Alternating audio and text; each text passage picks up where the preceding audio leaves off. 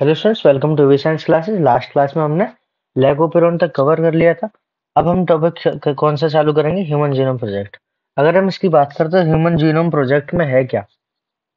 इसका अगर main motive देखें तो study of genome is called genomics.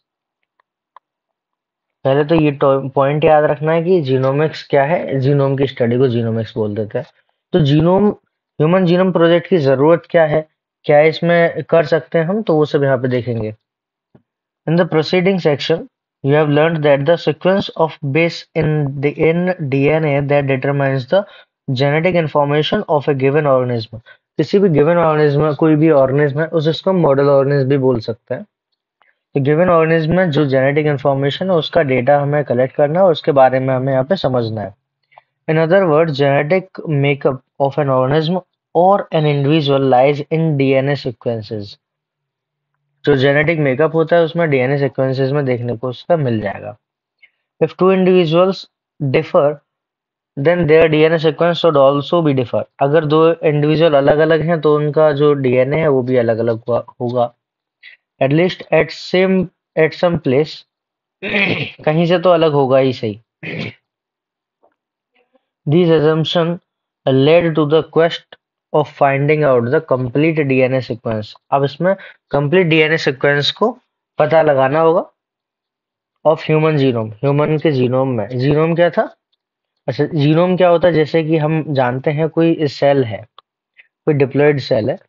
उस डिप्लॉयड सेल में मान लो ह्यूमन सेल की बात कर ले तो उसके पास 46 क्रोमोसोम होते हैं, मतलब कि हम कहें 23 पेयर। अब इस 23 पेयर में 23 का एक सेट रहा होगा और 23 का एक सेट रहा होगा। तो ये जो 23 का एक सेट है ये एन होगा, ये भी एन होगा, दोनों हैप्लॉइड है। अब इसमें जितना अमाउंट डीएनए का है वो सी वैल्यू होता है, और इसमें जितने भी क्रोमोसोम है, इस 23 के सेट में जितने भी क्रोमोसोम है वो सभी एक जीनोम बनाते हैं। तो हैप्लॉइड सेट को हम जीनोम बोलते हैं, जिसमें सभी तरह के क्रोमोसोम काउंटेड हो। अब आगे बात करते हैं। तो जीनोम क्या है वो हमें पता चल गया। ह्यूमन जीनोम प्रोजेक्ट जो है कब से कब तक चला था, तो हमें डायरेक्ट याद रखना है। 1990 से 2003 तक ह्यूमन जीनोम प्रोजेक्ट चला था। एक रह गया था क्रोमोसोम नंबर 1 के लिए। फर्स्ट क्रोमोसोम जो है उसके लिए ये रह गया था, जो कि 2006 में जाके खत्म हुआ था। कैसे होगा इसको हम समझते हैं। ह्यूमन जीनोम प्रोजेक्ट क्या है? एचजीपी जो है एक मेगा प्रोजेक्ट है। मेगा प्रोजेक्ट मतलब बहुत बड़ा प्रोजेक्ट है। क्यों बड़ा प्रोजेक्ट है? तो इसको करने के लिए बहुत खर्चा आता है। अब human genome said to have approximately 3 into 10 to the power 9 base pair. तो ह्यूमन जीनोम के पास 3 into 10 to the power 9 base pair होते हैं, ये तो पता ही है। And if the cost of sequencing required $3 पर बेस पेयर, मतलब कि $3 पर बेस पेयर की इसमें लागत आती है। अगर हम अप्रोक्स लगाएं तो $1 जो होता है वो लगभग 80 रुपए के आसपास का होता है। तो अब $, जो है उसमें अगर लगाएंगे तो लगभग 240 रुपए का एक बेस पेयर पड़ेगा। अप्रोक्स एस्टिमेट लगाएं तो 240 रुपए का एक बेस पेयर पड़ेगा। और बेस पेयर कितना है अपने पास? 3 into 10 to the power 9 base pair है, तो ये बहुत बड़ा अमाउंट हो जाएगा। The estimated cost in beginning, the total estimated cost of the project would approximately $9 billion. तो कितनी हो गई थी? ये $9 बिलियन के आसपास ये खर्चा आ रहा था। Further, if the obtained sequence were to be stored in typed form, अब इस पूरे सीक्वेंस को टाइप्ड फॉर्म में स्टोर करेंगे बुक्स में, तो बहुत सारा इसमें खर्चा होगा। कैसे? अगर बुक्स की फॉर्म में स्टोर करते हैं तो क्या होगा? And if each page of book contain 1000 letters, सभी पेजेस में 1000 लेटर हो। कितने? 1000 लेटर्स हो सभी बुक में। ईच बुक कंटेन 1000 पेजेस, एक पेज पे 1000 लेटर, और ऐसे 1000 पेज की 3300 बुक्स। मतलब हम ऐसा कह सकते हैं 1000 लेटर्स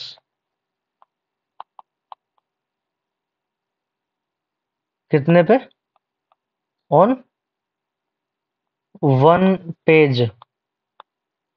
और ऐसे 1000 पेजेस, ऐसे 1000 पेजेस की 3300 बुक्स।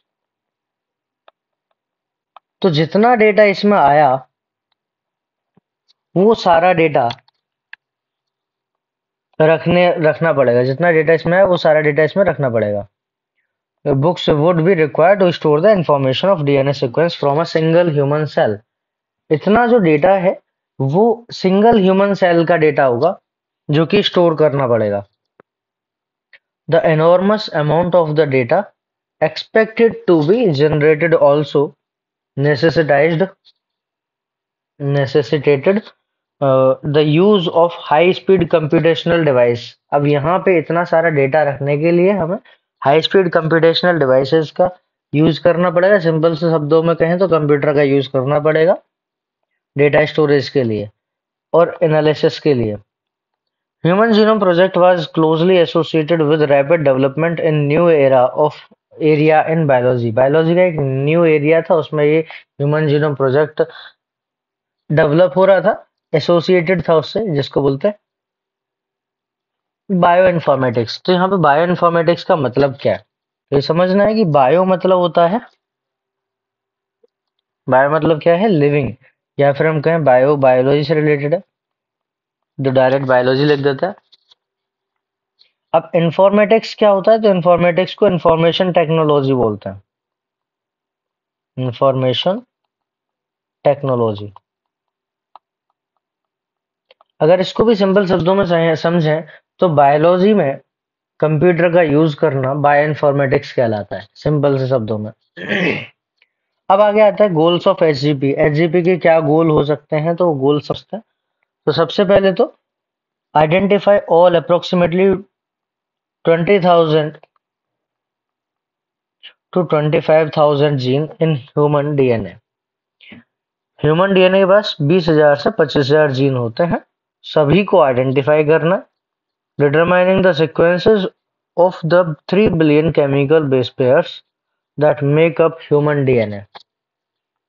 अब वहां पे 3 बिलियन केमिकल बेस पेयर्स जो कि ह्यूमन डीएनए को बना रहे हैं, उनका सबका सीक्वेंस पता लगाना है। Store this information in database. ये जितनी भी इंफॉर्मेशन है सबको डेटाबेस की फॉर्म में स्टोर करके रखना है। अब स्टोर करने से क्या होगा?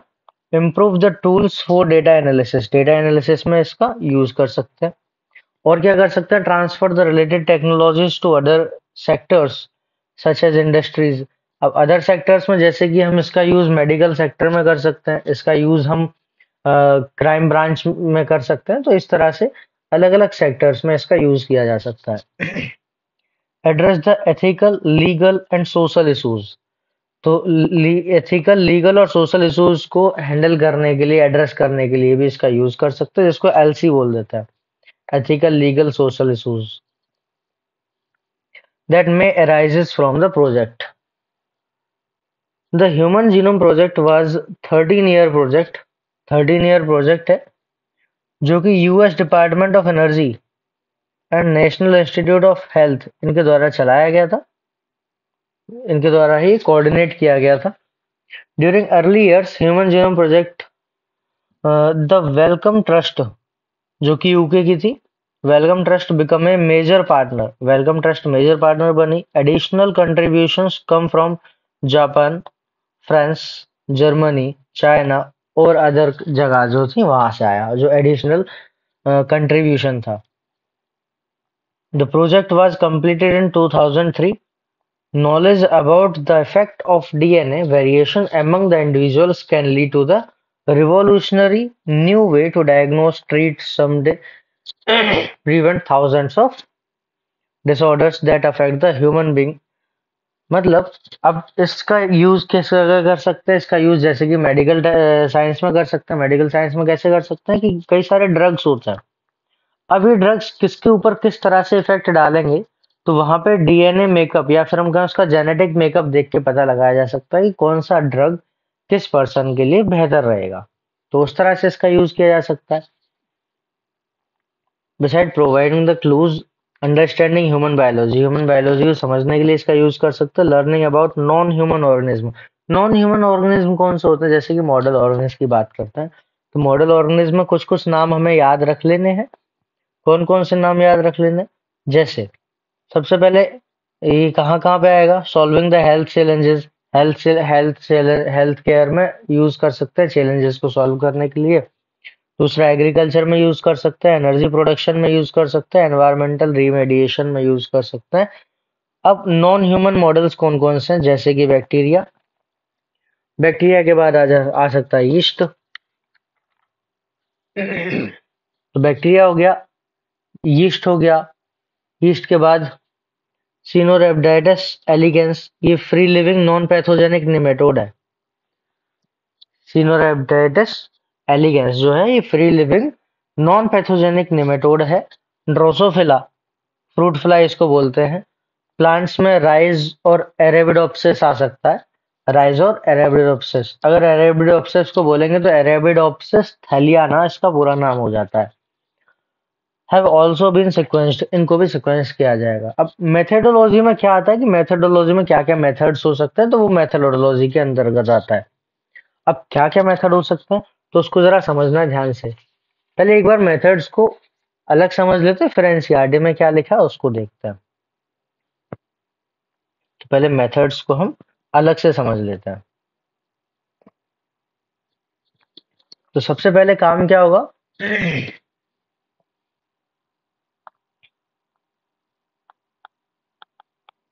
आइडेंटिफाई ऑल जीन्स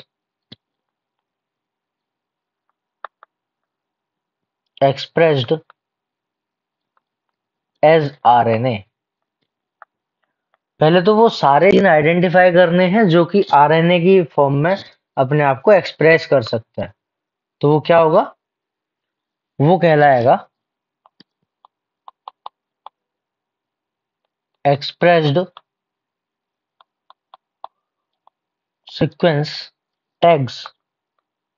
तो इनको आइडेंटिफाई करेंगे, इसको ESTs बोल सकता है।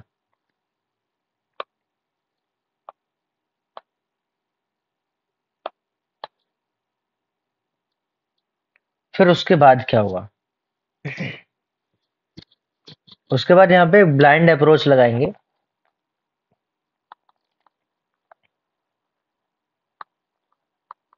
ब्लाइंड अप्रोच में क्या करना है, सबसे पहले तो sequencing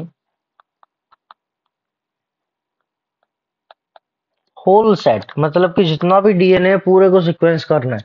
sequencing whole set of genome, genome हमने बात करी थी जो हैप्लॉइड सेट है, उसके बाद जितने भी क्रोमोसोम होते हैं सबको कंबाइंडली हम जीनोम बोल देते हैं। तो sequencing whole set of genome, genome का कंप्लीट सेट इसमें काउंट होगा, उसको सबको सीक्वेंस करना है। उसमें नॉन कोडिंग और कोडिंग, नॉन कोडिंग और कोडिंग दोनों तरह के सीक्वेंस काउंट होंगे। Non coding and coding sequence both are sequenced। Coding और नॉन कोडिंग इसमें दोनों ही लिए जाएंगे। अब इसके बाद क्या होगा, इसके बाद मार्किंग की जाएगी डिफरेंट डिफरेंट रीजन्स में, मार्किंग ऑफ डिफरेंट रीजन्स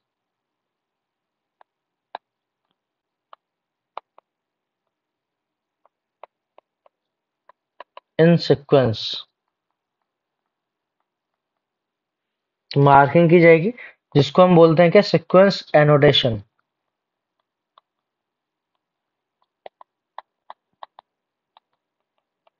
अब सीक्वेंस एनोटेशन हो गया, अब इसमें किया क्या क्या वो समझते हैं। ये तो हो गई एक प्रोसेस, ये स्टेप्स में। अब इसमें क्या क्या होगा वो और समझ लेते हैं एक बार कि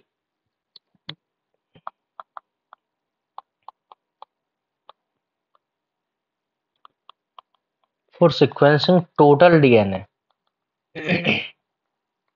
और टोटल डीएनए को सीक्वेंस करना है तो उसके लिए क्या करेंगे, सबसे पहले आइसोलेट करेंगे, isolate and converted isolate and converted into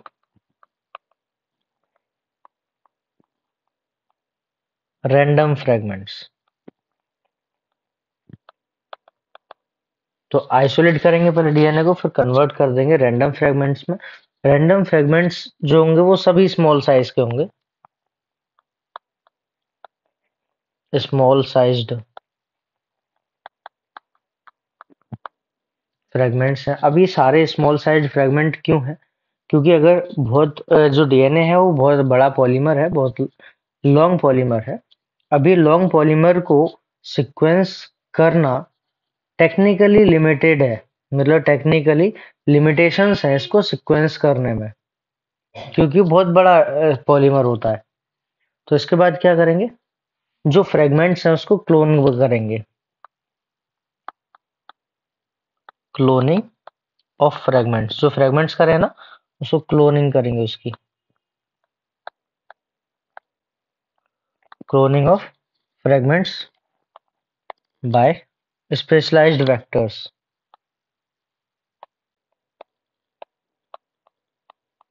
specialised vector कौन कौन से हो सकते हैं? BAC बैक्टीरियल आर्टिफिशियल क्रोमोसोम, या फिर YAC यीस्ट आर्टिफिशियल क्रोमोसोम। तो ये दोनों ही याद रखना है, PYQ में भी है, बैक्टीरियल आर्टिफिशियल क्रोमोसोम या फिर यीस्ट आर्टिफिशियल क्रोमोसोम, इनका यूज किया जाता है। अब इनका यूज करके क्लोनिंग करी बैक्टीरिया उसकी फ्रेगमेंट की, उसके बाद वो जो क्लोनिंग की है उसको एम्पलीफाई करेंगे। एम्पलीफाई का मतलब होता है सिंपली नंबर बढ़ा देना कॉपी कर करके। Amplification, amplification of each piece, amplification of each piece of DNA fragment. Amplify कर लिया। एम्पलीफाई करने के बाद क्या होगा, fragments are sequenced using automated DNA sequencer. अब ये जो फ्रेगमेंट्स थे इनको फिर से सीक्वेंस में लगाएंगे। फ्रेगमेंट्स आर सीक्वेंस्ड यूजिंग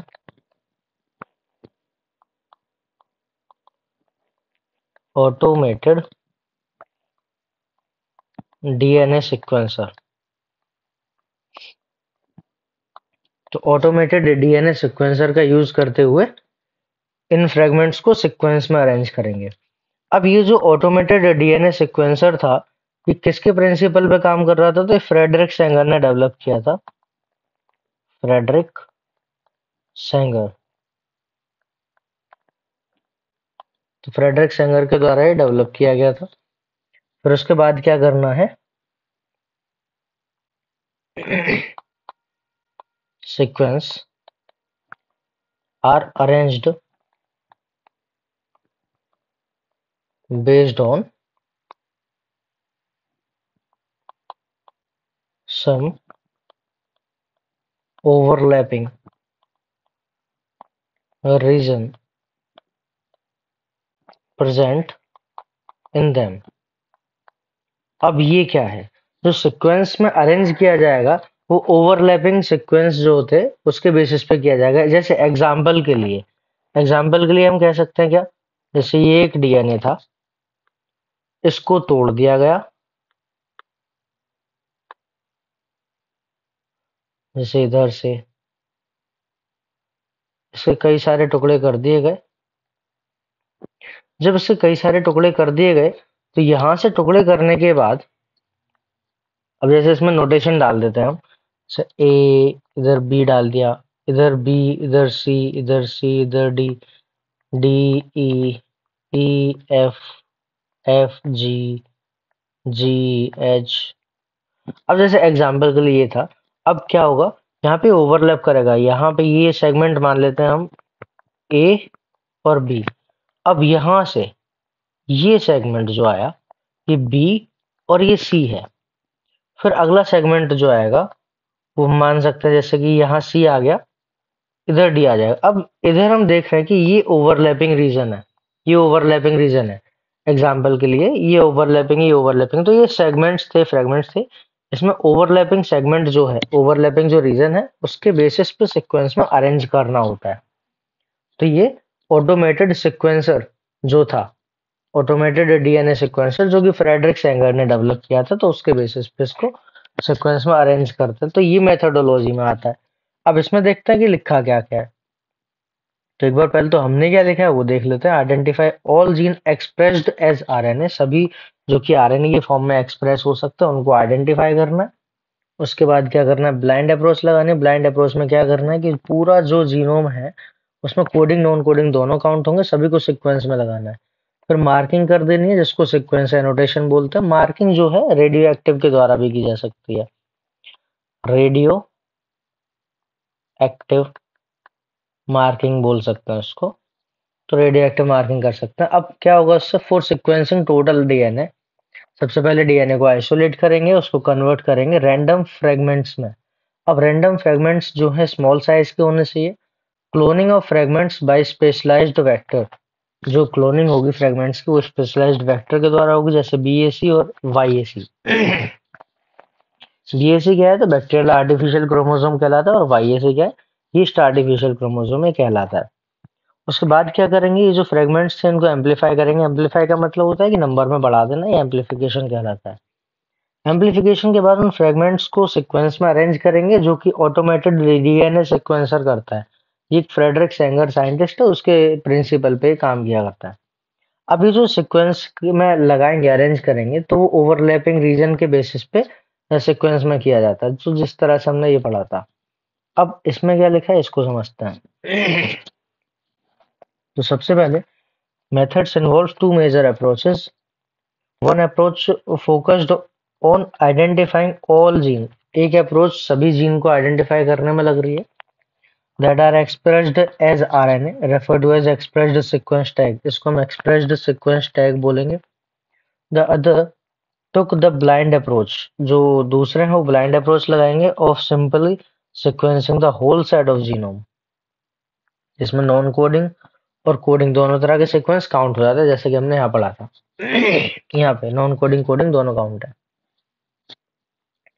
अब इसके बाद क्या, इसके बाद इसमें जो लेटर असाइन किए जाएंगे अलग अलग जगह के लिए, जिसको हम सीक्वेंस एनोटेशन बोलते हैं। तो सीक्वेंस एनोटेशन ये है जिसको आइडेंटिफाई करने के लिए अलग अलग नोटेशन दे दिए जाएंगे। For sequencing the total DNA from a cell, isolate and converted into random fragments. तो यहाँ पे हमने पढ़ा ही था ये relatively smaller size, small size के होने चाहिए। क्यों, डीएनए एक बहुत बड़ा पॉलीमर है जो कि टेक्निकल लिमिटेशंस है उसको। उसके लिए टेक्निकल लिमिटेशंस है उसके पीस को सीक्वेंस करने के लिए, क्योंकि ये बहुत बड़ा फ्रेगमेंट, बहुत बड़ा पॉलीमर है, तो उसको छोटे छोटे फ्रेगमेंट्स में तोड़ना पड़ेगा। And cloned in suitable host, suitable host specialised vector होता है, जैसे कि बैक या बाक और याक हो सकता है।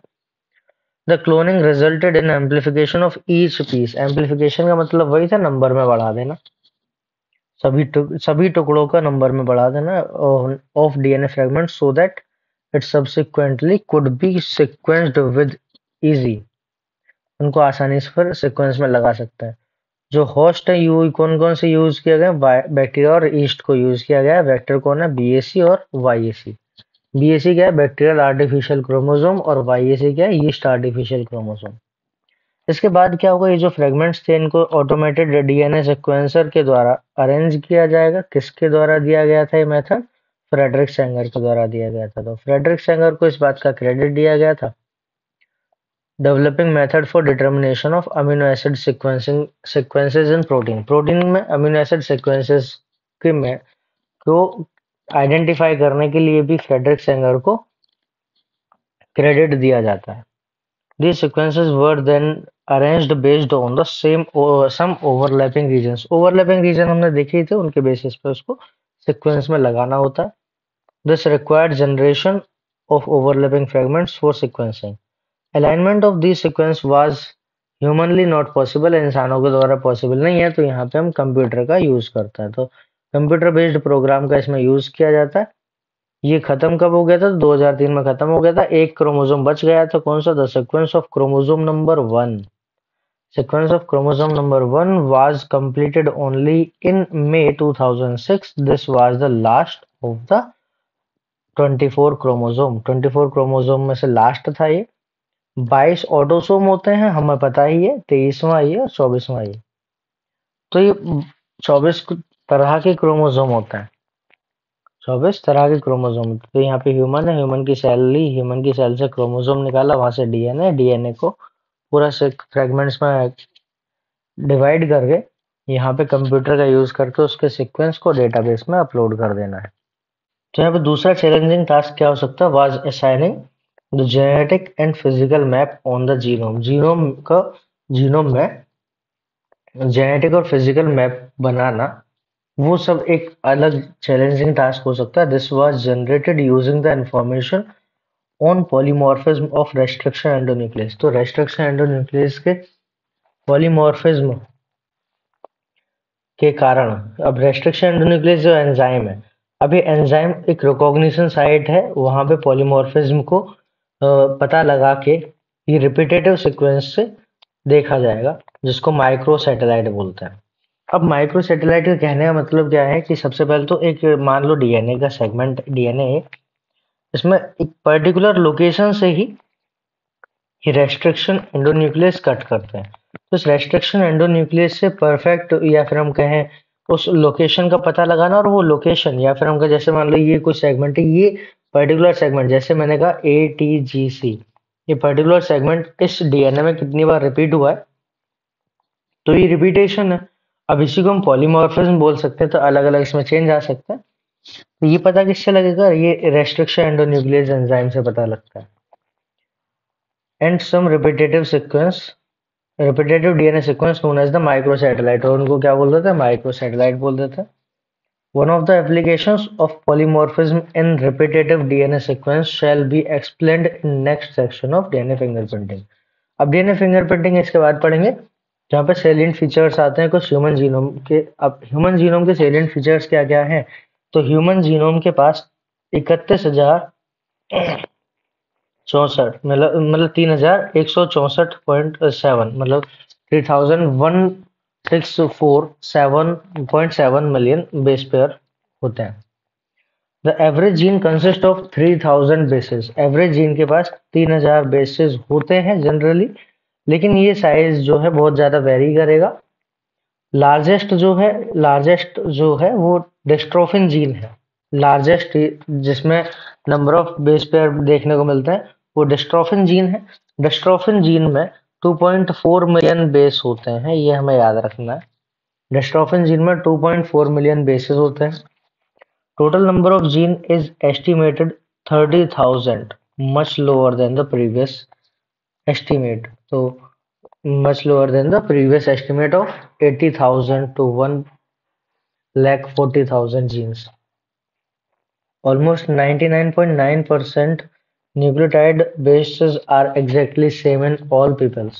तो सभी पीपल्स में 99.9% डीएनए सेम होता है। The function are unknown. The functions are unknown for over 50% of the discovered gene। अब तक जितने भी डिस्कवर्ड जीन है उसमें से 50% का तो फंक्शन ही नहीं पता। Less than 2% of the genome code for protein. जितने का पता उसमें से भी 2% से कम ही जीनोम जो है प्रोटीन को कोड करता है। बाकी 98% कोड नहीं करेगा, और इस 98 को हम जंक डीएनए भी बोल देते हैं। तो कहने का मतलब है कि 99.9% डीएनए सभी में सेम होता है। अब उसमें भी टोटल डीएनए का परसेंटेज देखें तो लेस देन 2% डीएनए ही प्रोटीन बना पाता है या प्रोटीन बनाता है। बाकी तो 98% अप्रोक्स जंक डीएनए होता है, ये कोई प्रोटीन को कोड नहीं करता है। अब रिपीटेटिव सीक्वेंस, इंट्रोनिक सीक्वेंस भी इसको बोल देते हैं। रिपीटेटिव सीक्वेंस को इंट्रोनिक सीक्वेंस भी बोलते हैं। The repetitive sequences are stretches of the DNA sequences that are repeated many times। ये बहुत बार रिपीट होते हैं, कभी कभी 100 टाइम हो जाते हैं, कभी कभी 1000 टाइम भी रिपीट हो जाते हैं। They are though to have no direct coding function, इनका कोई डायरेक्ट कोडिंग फंक्शन नहीं होता, लेकिन ये क्या करते हैं, but they shed light on the chromosome structure, dynamic and evolution. अब ये क्रोमोसोम की स्ट्रक्चर बनाने में, डायनेमिक्स और इवोल्यूशन में ये रेस्पॉन्स मतलब अपना रोल प्ले करता है। अब क्या आएगा, क्रोमोसोम नंबर 1, इसके पास जीन कितना होता है, 2968। क्रोमोसोम नंबर 1 के पास जीन होता है 2968। वाई क्रोमोसोम के पास सबसे कम जीन होता है, तो वाई क्रोमोसोम के पास 231 जीन होते हैं। वाई क्रोमोसोम के पास 231 जीन होता है। Scientist have identified 1.4 million locations where single base DNA difference। Scientist ने 1.4 मिलियन लोकेशंस आइडेंटिफाई की हैं जहां पे सिंगल बेस डीएनए डिफरेंस देखने को मिलेगा, जो कि किसकी वजह से होता है, तो एसएनपीज की वजह से होता है, सिंगल न्यूक्लियोटाइड पॉलीमॉर्फिज्म।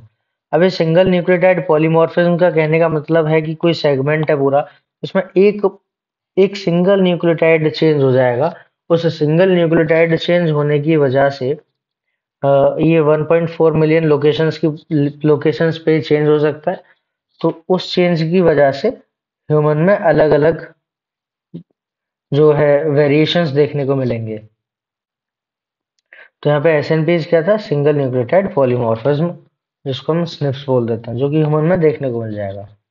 अब क्या होगा, इसमें क्या होगा फिर, processing the finding chromosomal locations for the disease associated sequences, tracing the human history. हम इससे ह्यूमन हिस्ट्री जो डिजीज आ सकती है उसका पता लगा सकते हैं।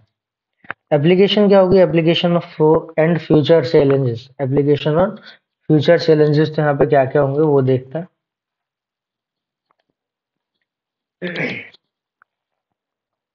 Driving meaningful knowledge from the DNA sequence will define the research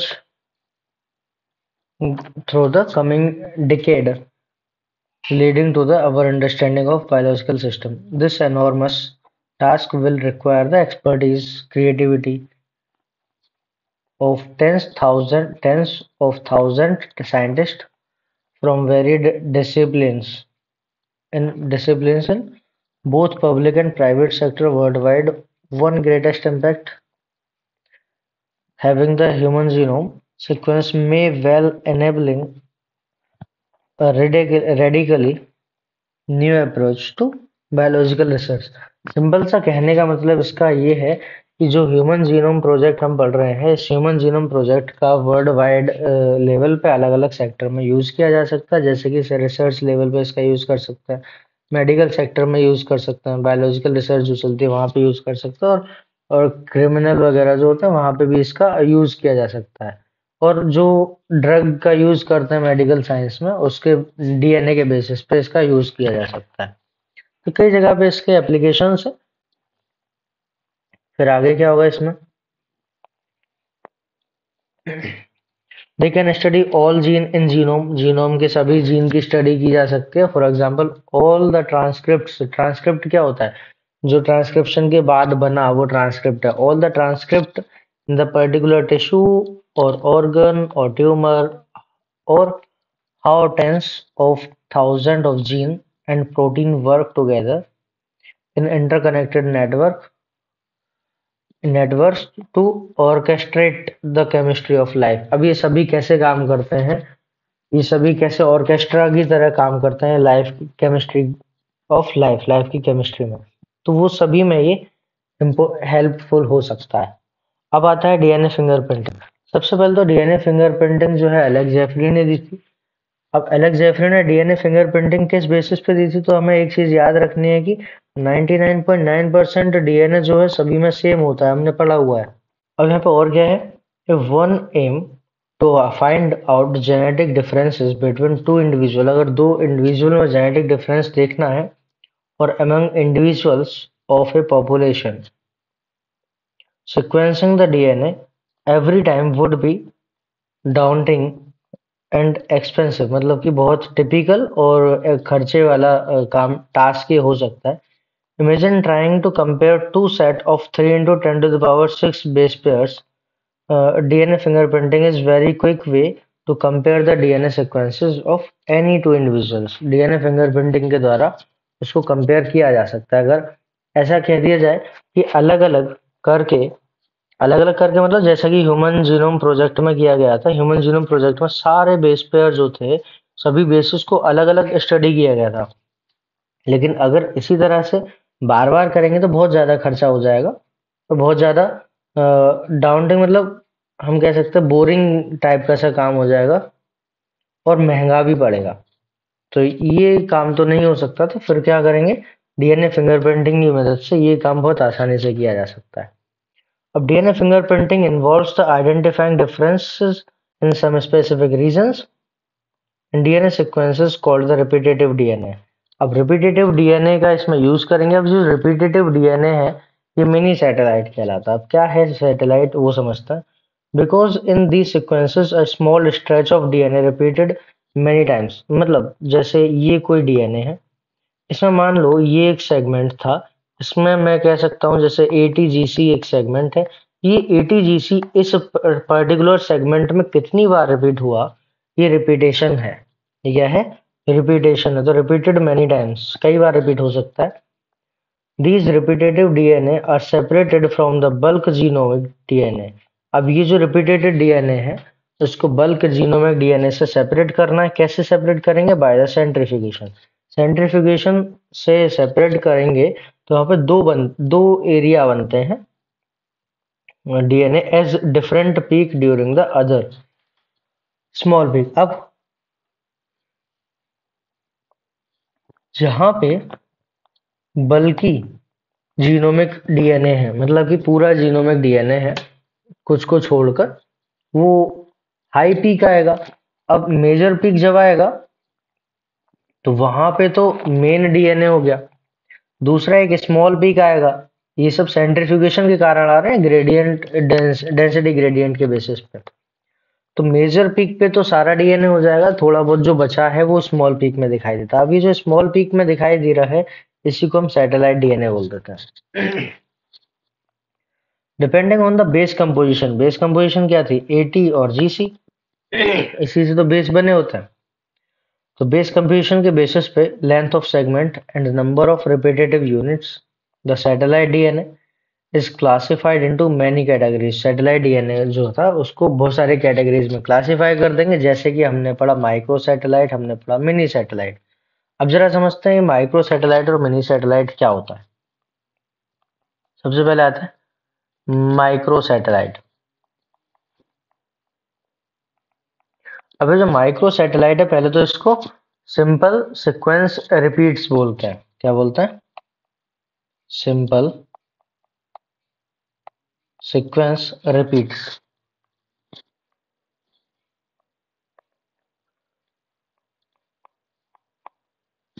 कितना होता है इसकी, अगर बेसिस के नंबर की बात करें तो 1 to 6 बेस पेयर इसमें आ जाते हैं।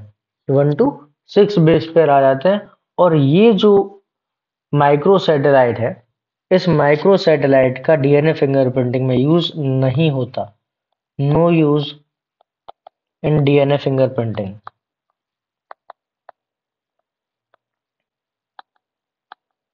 तो ये बात पता चल गई। अब इसके बाद आता है मिनी सैटेलाइट। अभी जो मिनी सैटेलाइट है वो क्या है, तो सबसे पहले तो इसका जो फ्रेगमेंट में नंबर है टेंडम, वो क्या है, ये approx 60 11 to 60 base pair. 11 two so 11 to 60 base pair approx, ये इसमें रिपीट वो होता है, बेस पेयर देखने को मिलेंगे। अब ये जो है यही यूजफुल है, इसी का यूज होता है डीएनए फिंगरप्रिंटिंग में। तो used in DNA finger printing. तो डीएनए फिंगरप्रिंटिंग में इसका यूज होगा। तो यहाँ पे माइक्रो सैटेलाइट पता चला और मिनी सैटेलाइट पता चला। अब क्या होगा, ये जो सैटेलाइट है, ये मिनी सैटेलाइट को हम VNTR भी बोलते हैं। अभी VNTR क्या है? Variable number of tandem repeat. Variable number of tandem repeat मतलब कि वही वाला है कि एक पर्टिकुलर सेगमेंट में एक सीक्वेंस कितनी बार रिपीट हुआ। तो ये सभी ऑर्गेनिज्म में डिफरेंट डिफरेंट हो सकता है। जैसे कोई पर्सन एक्स है, उसमें ये जैसे ATGC बोला, एक पर्टिकुलर सेगमेंट में ये ATGC किसी पर्सन में मान लो 5 बार रिपीट हुआ, तो किसी अदर पर्सन में वो मान सकते हैं 6 बार रिपीट हुआ। तो ये जो वेरिएशन है, ये कहलाता है variable number of tandem repeat. तो यहाँ पे मिनी सैटेलाइट, माइक्रो सैटेलाइट हमने पढ़ा। अब इसमें क्या क्या है वो देख लेते हैं। तो micro satellite, mini satellite etcetera, these sequences normally do not code for any protein। ये जो सीक्वेंस है मिनी सैटेलाइट और माइक्रो सैटेलाइट, ये कुछ भी प्रोटीन कोड नहीं करेंगे, लेकिन but they form a large portion of human genome, और ये ह्यूमन जीनोम का लार्ज पोर्शन बनाता है। वो लार्ज पोर्शन कौन सा था? जंक DNA, इसी में आता है। These sequences show the high degree of polymorphism। अब ये polymorphism क्या है? polymorphism होता है कि DNA के सीक्वेंस में किसी तरह से चेंज हो जाना। अब वो चेंज कई सारे तरह के तरीके से हो सकता है। तो वो जो चेंज होगा, high degree of polymorphism show करता है and form the basis of DNA fingerprinting, और उसी के कारण हम DNA फिंगरप्रिंटिंग कर सकते हैं। तो DNA कहाँ से आइसोलेट कर सकते हैं DNA फिंगरप्रिंटिंग के लिए? तो जैसे ब्लड से आइसोलेट कर सकते हैं, ब्लड में जो सेल्स हैं। हेयर फॉलिकल से आइसोलेट कर सकते हैं, स्किन से, बोन से, सलाइवा से, स्पर्म से। तो यहाँ से हम DNA को DNA फिंगरप्रिंटिंग के लिए आइसोलेट कर सकते हैं। नेक्स्ट आगे हम बात करते हैं। From an individuals to show the degree of polymorphism, they become very useful for identification tool in forensic application। forensic application हम जानते हैं, जैसे कि कोई किसी का मर्डर कर देता है तो वहां पे हम forensic application में इसका यूज कर सकते हैं। Further, as polymorphism are inheritable, ये polymorphism inheritable होगा कब? अगर ये polymorphism, अब जैसे हम पढ़ते हैं, दो तरह के क्रोमोसोम होते हैं। एक होता है ऑटोसोम, एक होता है एलोसोम। तो ऑटोसोम जो थे अपने पास, जैसे 22 क्रोमोसोम जो है, 22 पेयर, वो ऑटोसोम होता है, और एक पेयर जिसमें एक्स और वाई आते हैं, ये दोनों एलोसोम कहलाते हैं। अब अगर म्यूटेशन किसी एलोसोम में हुआ है, अगर म्यूटेशन किसी एलोसोम में हुआ है, तो वो म्यूटेशन नेक्स्ट जनरेशन में कैरी फॉरवर्ड हो सकता है, अगर वो उस पर्टिकुलर ऑफस्प्रिंग को अफेक्ट ना करे। कहने का मतलब है कि इनहेरिटेबल म्यूटेशन तब होगा जैसे वो किसी XY क्रोमोसोम में म्यूटेशन हुआ, और अगर वो म्यूटेशन उस पर्टिकुलर पर्सन को अफेक्ट नहीं कर रहा है, तो उससे आने वाली अगली जनरेशन में वो ट्रांसफर हो सकता है। तो इनहेरिटेबल भी हो सकता है। DNA fingerprinting is the basis of paternity testing. Paternity testing क्या होता है? जैसे कि एक किसी में लड़ाई हो जाती है, विवाद हो जाता है कि किसी का बेटा है, तो उसको आइडेंटिफाई करने के लिए भी DNA टेस्ट कराया जाता है। जो DNA टेस्ट कराता है तो वो DNA फिंगरप्रिंटिंग ही कहलाती है। तो उसमें पैटर्निटी टेस्टिंग के लिए भी DNA फिंगरप्रिंटिंग का यूज किया जाता है। नेक्स्ट हम बात करते हैं, as polymorphism in DNA sequence is the basis of genetic mapping of human genome as well as DNA fingerprinting। तो जो polymorphism हो रहा है उसी के कारण ये DNA fingerprinting कर पा रहा है। It is essential that we understand what DNA polymorphism mean in simple terms। simple term में polymorphism है क्या? तो polymorphism variation at genetic level arises due to mutation। Mutation के कारण होता है। म्यूटेशन में पढ़ा ये recall different kind of mutation.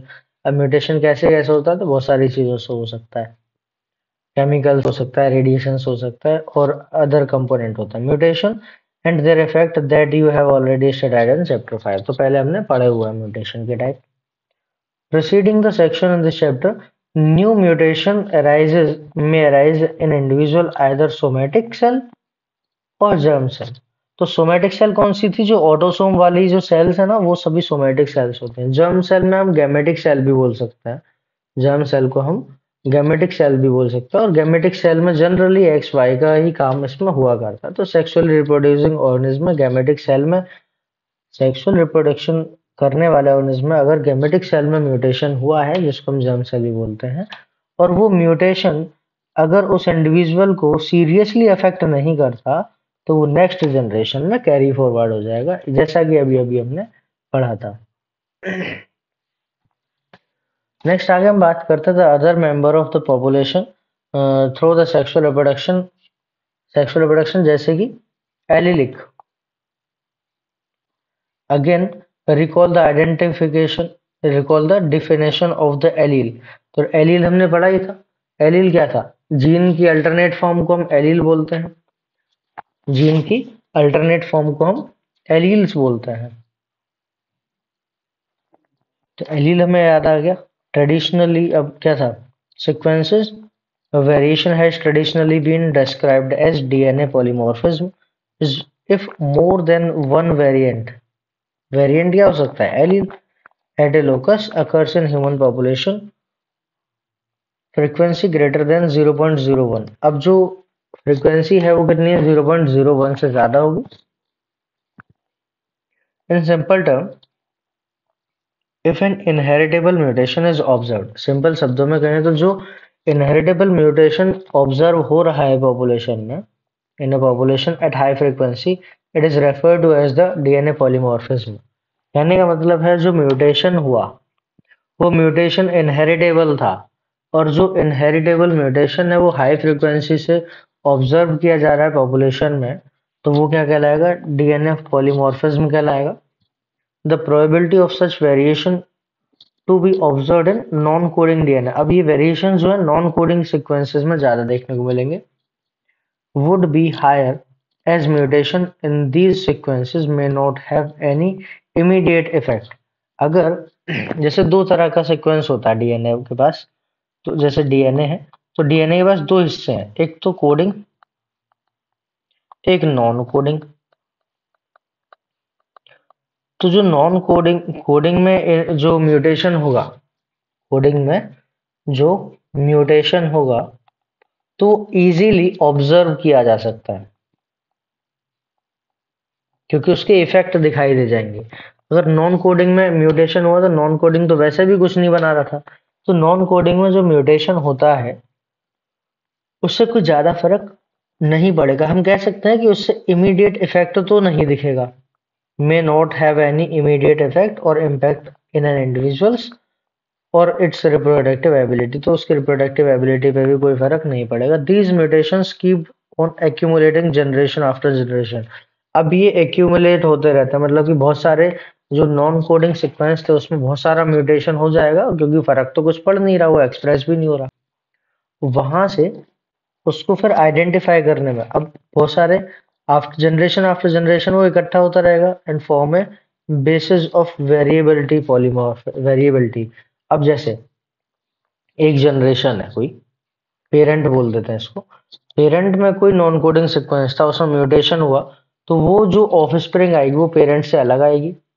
अब वो जब पेरेंट से अलग आएगी ऑफस्प्रिंग, तो वो मान लेते हैं हम दूसरे नंबर की ऑफस्प्रिंग बन गई। अब इसमें कुछ म्यूटेशन हुआ, वो भी नॉन कोडिंग में था, वो तीसरे नंबर की बन गई। तो ये सभी जो बने ये आपस में डिफरेंट होंगे। इसी में क्या लिखा है?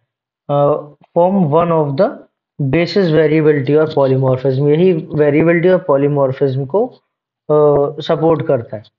There is a variety of different type of polymorphism ranging from single nucleotide change. अब एक न्यूक्लियोटाइड भी चेंज हो सकता है, और हो सकता है बहुत बड़े लेवल पे चेंज हो जाए, तो दोनों ही चीजें पॉसिबल हैं। इवोल्यूशन के लिए, स्पेशिएशन के लिए ये पॉलीमॉर्फिज्म जरूरी होता है। Evolution and speciation, such polymorphism play a very important role.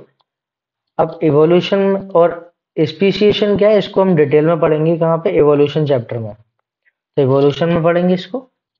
Such polymorphism play a very important role you will study in higher class. Higher class के मतलब ये जो कुछ कुछ वर्ड्स हैं इनको तो हम इवोल्यूशन में पढ़ेंगे आगे। The technique of DNA fingerprinting was initially developed by the Alex Jeffrey. He used the satellite DNA, इसने satellite DNA का यूज किया था as probe। probe क्या होता है? probe कुछ नहीं होता, ये सिंपल रेडियो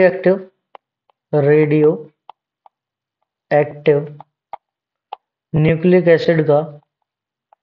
एसिड का सेगमेंट होता है छोटा सा। that show the very high polymorphism rate, that show the very high degree of polymorphism, बहुत ज़्यादा high degree of polymorphism ये show करेगा. It was called the variable number of tandem repeats. अब वही क्या कहलाएगा, variable number of tandem repeat कहलाएगा. The technique used earlier involved southern blotting hybridization. अभी southern blotting क्या है, तो southern blotting में क्या होता है, तो ब्लॉटिंग किस किस के लिए होती है, तो डायरेक्ट हम याद रखेंगे जैसे स्नोड्रॉप. स्नोड्रॉप से हम याद रखेंगे क्या, कि सदर्न ब्लॉटिंग डीएनए के लिए होती है.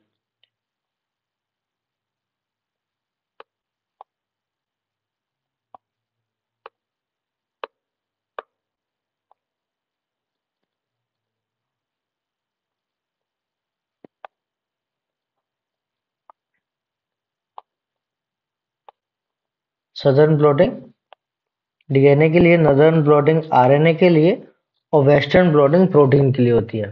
सदर्न ब्लॉटिंग डीएनए के लिए होती है, नदर्न ब्लॉटिंग आरएनए के लिए होती है, और वेस्टर्न ब्लॉटिंग प्रोटीन के लिए होती है. अभी ब्लॉटिंग क्या है, ब्लॉटिंग को हम अदर वीडियो में समझेंगे. फिलहाल में हम इसको ऐसे ही डायरेक्ट याद रखते हैं क्योंकि ये सिर्फ एनसीईआरटी है. इसको डिटेल में समझने के लिए अदर वीडियो बनाएंगे. तो ये स्नोड्रॉप से हम डायरेक्टली याद रख सकते हैं. तो सदर्न ब्लॉटिंग किसके लिए हो गई, डीएनए के लिए होती है. तो involve southern blotting hybridisation using the radio active labelled VNTR. इसमें रेडियो एक्टिव लेबल्ड वीएनटीआर का यूज करते हैं, जिसको कि प्रोब की तरह से यूज कर सकते हैं. तो इसके स्टेप्स क्या होंगे, सबसे पहले डीएनए आइसोलेट करेंगे, फिर उसमें डाइजेस्ट करेंगे रेस्ट्रिक्शन एंडोन्यूक्लियस के द्वारा, फिर उसको सेपरेट करेंगे डीएनए फ्रेगमेंट को बाय जेल इलेक्ट्रोफोरेसिस. अब जेल इलेक्ट्रोफोरेसिस क्या है वो हम पढ़ेंगे आगे, बायोटेक्नोलॉजी में भी डिटेल में पढ़ेंगे और यहाँ भी पढ़ेंगे. ट्रांसफरिंग ब्लॉटिंग, ट्रांसफरिंग और blotting the separated DNA fragments to synthesis membranes such as nitrocellulose और नाइलॉन. नाइट्रोसेलोज और नाइलॉन की मेम्ब्रेन बना के इसका यूज किया जाता है. फिर क्या, hybridization using the labelled VNTR probe. अब लेबल्ड वीएनटीआर प्रोब का यूज करके हाइब्रिडाइजेशन देखा जाएगा. Detection of hybridized DNA fragment. अब हाइब्रिडाइज्ड डीएनए फ्रेगमेंट को डिटेक्ट किया जाएगा बाय ऑटो रेडियोग्राफी. कहने का मतलब यहाँ पे अगर इस स्टेप को थोड़ा सा ध्यान से देखें तो मैंने कहा ये ग्रीन वाला मैं रेडियो एक्टिव प्रोब बोल देता हूँ और ये जो रेड वाला है ये फ्रेगमेंट है. अब ये दोनों आपस में कंप्लीमेंट्री हैं. तो जब ये कंप्लीमेंट्री तो इसको क्या करेंगे, जैसे ये ग्रीन वाला है ये रेड है, ये तो मेन डीएनए मान लेते हैं और ये जो था ये कंप्लीमेंट्री था. अब क्या होगा, ये जो कंप्लीमेंट्री वाला है ये उठ के क्या करेगा, ये इसके पास आ जाएगा. ये जो पास आया, अब क्योंकि ये जो डीएनए था, ये जो डीएनए था ये प्रोब था एक्चुअल में. ये कौन था, प्रोब था. अब प्रोब था तो रेडियो एक्टिव होगा और जो रेड वाला है वो तो रेडियो एक्टिव नहीं है. तो ये कैसा हो गया, आधा स्ट्रैंड इसमें रेडियो एक्टिव है और आधा नॉन रेडियो एक्टिव है. तो ये कैसा हो गया, हाइब्रिडाइज्ड हो गया. अब इस हाइब्रिडाइज्ड का पता कैसे लगाएंगे, इस हाइब्रिडाइज्ड का पता लगाते हैं ऑटो रेडियोग्राफी से, क्योंकि उसमें ये प्रोब दिखाई दे जाएगा कि कहाँ घूम रहा है. Schematic representation of DNA fingerprinting 6.16 में दिखाया गया है. वीएनटीआर क्या है वो हमने पढ़ ही लिया था. इसका जो डेटा है साइज है वो जरूर याद रख लेना है. VNTR belong to the class satellite DNA. VNTR जो है सैटेलाइट डीएनए से बिलोंग करता है जो कि मिनी सैटेलाइट है. A small DNA sequence is arranged randomly in many copy number. The copy number varies from chromosome to chromosome. Copy number जो है एक क्रोमोसोम से दूसरे क्रोमोसोम में वेरी करेगा एक ही इंडिविजुअल में. Number of repeat show the very high degree of polymorphism. तो very high degree of polymorphism यहाँ पे देखने को मिल जाएगा. As a result, the size of VNTR varies. जिसके कारण अब जैसे पॉलीमॉर्फिज्म चेंज हो रहा है, पॉलीमॉर्फिज्म मतलब रिपीटेशन चेंज हो रहा है. अब रिपीटेशन चेंज होगा तो वीएनटीआर का साइज भी चेंज होगा. तो वीएनटीआर के साइज की रेंज क्या है, 0.1 से लेके 20 केबी तक. केबी क्या है, किलोबाइट है, वही स्टोरेज वाला डेटा जैसा है. तो 0.1 से लेके 20 केबी तक ये है. Consequently, after the hybridization with VNTR probe, the auto radiogram gives many band of different size. Auto radiogram में बहुत सारे बैंड दिखाई देंगे, वो भी अलग अलग साइज के। These band give a characteristic pattern of an individual DNA. अब वो क्या करेंगे, वो एक कैरेक्टरिस्टिक पैटर्न देता है। if if differ from the individual to individual in a population except in the same, और देखो ये सभी जो सेगमेंट्स आएंगे वो हर पॉपुलेशन के हर पर्सन में डिफरेंट होंगे, accept in the case of monozygotic twins. अभी मोनोजाइगोटिक ट्विंस क्या होते हैं, जैसे कि हम ट्विंस पढ़ते हैं तो ट्विंस दो तरह के होते हैं, एक मोनोजाइगोटिक ट्विंस होते हैं, एक डायजाइगोटिक ट्विंस होते हैं। डायजाइगोटिक ट्विंस में क्या था, ये दो एग थे तो दो डिफरेंट स्पर्म आएंगे, तो दो डिफरेंट स्पर्म आएंगे तो ये दोनों फर्टिलाइज होकर दो जाइगोट बना लेंगे। लेकिन तो ये तो हो गया डाइजाइगोटिक ट्विंस, इसमें भी ये डिफरेंट होंगे क्योंकि दोनों में जो मटेरियल है ये अलग होगा, डीएनए कंपोनेंट ये अलग होगा। अब क्या होगा, एक होता है मोनोजाइगोटिक ट्विंस, तो क्या हुआ उसमें कि एक एग सेल था, एक स्पर्म आया, उसने फर्टिलाइजेशन किया, जाइगोट बन गया। अभी जो जाइगोट है इसमें क्लीवेज हो रहा था, जैसे कि ह्यूमन के केस में होलोब्लास्टिक क्लीवेज होता है। अब वो जब क्लीवेज होगा तो यहाँ से जैसे मान लो ये ऐसे टूटा था, टूटना तो था ही, तो ये दो जाइगोट बन गए, तो एक ही जाइगोट से दो जाइगोट बन गए तो दो एम्ब्रियो बन गए तो ये मोनोजाइगोटिक ट्विंस कहलाएंगे। तो इनके केस में डीएनए सेम होगा, बाकी में अलग होता है। अब क्या होगा, मोनोजाइगोट मतलब आइडेंटिकल ट्विंस जो कि एक ही एक्चुअल में एक ही फर्टिलाइजेशन के बाद बनता है। The sensitivity of the technique has been increased by use of polymorphic polymerase chain reaction. तो पॉलीमरेज चेन रिएक्शन के द्वारा PCR you will study about in chapter 11। अब चैप्टर 11 कौन सा, बायोटेक में इसको पढ़ेंगे अच्छे से। Consequently DNA form from single cell is enough to perform the DNA fingerprinting. एक सेल से डीएनए जो निकलेगा वो डीएनए फिंगरप्रिंटिंग को परफॉर्म करने के लिए बहुत सफिशियंट रहता है। कैसे करेंगे, फोरेंसिक साइंस में इसका यूज होता है। हम इसमें ये जो डायग्राम बने हुए इसमें इसको देखेंगे, इसमें किया क्या गया है। तो सबसे पहले तो समझना क्या है कि एक मान लेते हैं एग्जाम्पल के लिए एक पर्सन है,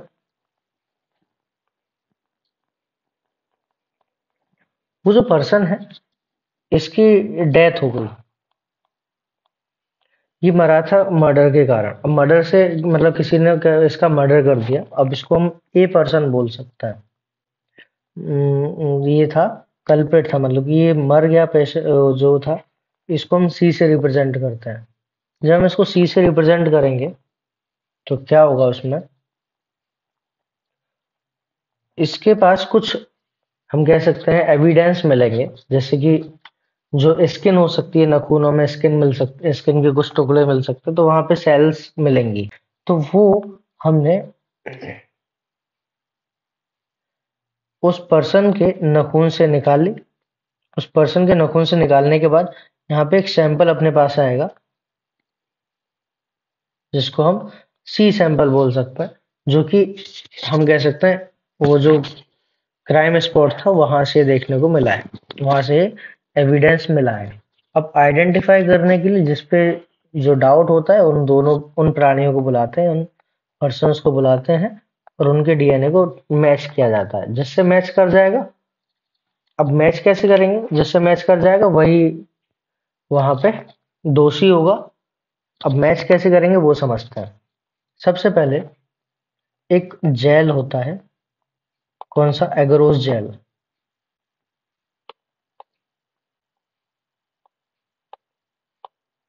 जो एगरोस जेल है अगार अगार से मिलता है। अगार अगार कहाँ से मिला था, रेड एल्गी से मिलता था। ग्रेसिलेरिया और जेलिडियम हमने पढ़ा था। अभी जो अगार अगार है इसकी एक शीट बनाई जाती है। शीट कैसे बनाएंगे, जैसे मान लो ये एक शीट बना दी कुछ इस प्रकार से। ये जो शीट है ये अगार अगार की शीट बनाई है, बॉईल करके बनाते हैं। तो जब इसको बना रहे थे तो उस समय कॉम्ब लगा देते हैं। जैसे मान लेते हैं ये एक कॉम्ब है, जब इस कॉम्ब को हम यहाँ पे ऐसे फिट करेंगे तो यहाँ पे वेल्स बन जाते हैं, बाद में हटा देंगे इसको, तो यहाँ पे क्या बन जाएंगे, यहाँ पे वेल्स बन जाएंगे कुछ इस प्रकार से। इन वेल्स में हम क्या करेंगे, जो फ्रेगमेंट्स हैं डीएनए के उसको लोड करेंगे, तो डीएनए के फ्रेगमेंट्स उसमें लोड करेंगे। तो सबसे पहले तो यहाँ पे हमने डीएनए लिया, ये बीकर था, इसमें रेस्ट्रिक्शन एंडोन्यूक्लियस एंजाइम डालेंगे। अभी जो रेस्ट्रिक्शन एंडोन्यूक्लियस एंजाइम है ये डीएनए को फ्रेगमेंट्स में तोड़ देता है, डीएनए को फ्रेगमेंट्स में तोड़ देता है। अब इसको सिंपल शब्दों में कैसे समझते हैं, जैसे हमारे पास कोई डीएनए सेगमेंट है, A T G C, A T G C, A T G C. अब ये सीक्वेंस है, इसका कम्प्लीमेंट्री क्या हो जाएगा, ए के साथ टी, टी के साथ ए, जी के साथ सी के साथ जी, ए के साथ टी, तो T A ji C, C ji A T.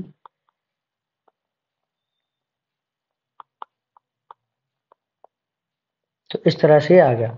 अब मान लो कोई सेगमेंट, कोई वो था रेस्ट्रिक्शन एंडोन्यूक्लियस, हमने कहा वो टी और जी के बीच में कट लगा दे, टी और जी के बीच में कट लगाएगा तो एक कट यहाँ लगा देगा, फिर टी और जी कहाँ मिलेगा, इसको एक कट यहाँ लगा देगा, फिर एक कट यहाँ लगा देगा, तो ये टी और जी के बीच में कट लगाएगा। अब जैसे जो सेम डीएनए होगा उस सेम डीएनए में ये पूरा सेटअप सेम होगा, तो इसमें भी सेम जगह कट लगाएगा। लेकिन अगर डीएनए डिफरेंट होगा, जैसे हम कह सकते हैं दूसरा डीएनए कौन सा, जैसे A T C G T A T, जैसे एग्जाम्पल के लिए ये था, तो ए के साथ टी, टी के साथ ए, सी के साथ जी के साथ C, G C T, A T T A. तो इस तरह से अब ये जो आ रही था ये कहाँ पे, टी जी के बीच में कट लगा रहा है जैसे, तो टी और जी ढूंढते कहाँ है, तो टी और जी, एक कट यहाँ लग जाएगा, और कहीं लगेगा क्या, नहीं, तो और कहीं अब इसमें कट नहीं लगेगा, तो सिर्फ इसमें एक जगह कट लगा। मतलब अगर मैं ऐसा कहूं कि ये ए व्यक्ति था और ये बी व्यक्ति था और ये सैंपल था, तो इस सैंपल में सेम रेस्ट्रिक्शन एंडोन्यूक्लियस से काटना, ये हमें याद रखना है। तो अब इस सैंपल में ये जो सैंपल था वो किससे मैच कर रहा है, फ्रेगमेंट के बेसिस पे ए से, तो ए से जब ये मैच कर रहा है तो यही इसमें इसी का डीएनए रहा होगा, तो यहाँ से इस तरह से पता लगाया जा सकता है। अब कैसे, जैसे अब ये फ्रेगमेंट्स थे, इन फ्रेगमेंट्स को इसमें लोड किया जाएगा, जो फ्रेगमेंट्स है इसमें लोड किया जाएगा। अब फ्रेगमेंट्स में लोड किया जाएगा तो डीएनए के पास होता है नेगेटिव चार्ज, डीएनए के पास नेगेटिव चार्ज होता है, और डीएनए के पास जब नेगेटिव चार्ज होता है तो यहाँ पे नेगेटिव टर्मिनल लगा दिया और यहाँ पे पॉजिटिव टर्मिनल लगा दिया। उससे क्या हो, जब इसमें इलेक्ट्रिसिटी पास होगी तो negatively charge DNA negative terminal से रिपेल किया जाएगा और पॉजिटिव टर्मिनल के द्वारा अट्रैक्ट किया जाएगा, तो डीएनए धीरे धीरे इसके इसमें से चलना शुरू कर देगा। अब जब इसमें से चलना शुरू कर देगा तो वो पॉजिटिव टर्मिनल तक पहुंचेगा। अब ये जो स्ट्रक्चर है, जो अगार अगार की शीट है, ये एक्चुअल में स्पंज जैसी होती है। जब स्पंज जैसी होती है इसमें बहुत छोटे छोटे माइन्यूट पोर होते हैं, उस माइन्यूट पोर में से ये जो फ्रेगमेंट्स हैं डीएनए की क्रॉस करेंगे, जितना छोटा डीएनए का सेगमेंट होगा उतना दूर तक जाएगा, जितना बड़ा डीएनए का फ्रेगमेंट होगा उतना पीछे रह जाएगा। इस तरह से इसमें बैंड्स के फॉर्म में डिस्ट्रीब्यूशन हो जाता है। अब यहाँ पे समझते हैं इसमें क्या है। तो जो जनरल प्रोसेसिंग थी डीएनए फिंगरप्रिंटिंग की वो हमने समझी, इसको भी हम अलग से एक डिटेल्ड वीडियो में डीएनए फिंगरप्रिंटिंग की अलग से डालेंगे। अभी फिलहाल में चैप्टर में सिर्फ इतना ही समझते हैं, जिससे कि अभी का काम चल जाए। पेरेंट क्रोमोसोम और पैटर्नल क्रोमोसोम और मैटरनल क्रोमोसोम ये है, ये 7वें नंबर के क्रोमोसोम है दोनों के, 8वें नंबर दूसरे नंबर के, और ये 16वें नंबर के। ये इंडिविजुअल ए है, ये बी है। यहां से क्या हुआ, इससे मैच किया जाएगा। तो ये 7वें नंबर का, ये दूसरे नंबर का, 16वें नंबर का क्रोमोसोम है। ऐसे क्या मैच करेंगे? तो ये वाले रिपीटेशंस किससे मैच हो रहे हैं? तो किससे मैच होंगे? सबसे पहले तो इसके रिपीट, इसका जो सीक्वेंस है कहाँ कहाँ आ रहा है, इधर इधर, ये सारा सीक्वेंस इसका आ गया। अब ये जो था ये ए पेरेंट के द्वारा आया, इंडिविजुअल ए से आया ये सेगमेंट, ये जो था ये इंडिविजुअल बी से आया। तो अब इसको मैच कैसे करेंगे? तो हम देख रहे हैं ये इसके साथ मैच हो रहा है, ये इसके साथ मैच हो रहा है, ये दोनों के साथ मैच हो रहा है, ये इसके साथ, ये दोनों के साथ, और ये दोनों के साथ। मतलब मैक्सिमम देखें तो मैक्सिमम जो मैच हो रहा है सी वाला, ये बी के साथ है, तो ये दोनों सेम हो जाएंगे। तो इस तरह से डीएनए फिंगरप्रिंटिंग की जाती है। Since it has much wider applications such as in determining the population genetic diversities. Currently many different probes are used to generate the DNA fingerprinting। तो बहुत सारे प्रोब डीएनए फिंगरप्रिंटिंग में यूज किया जाता है। तो इस तरह से चैप्टर कंप्लीट हुआ। Thank you.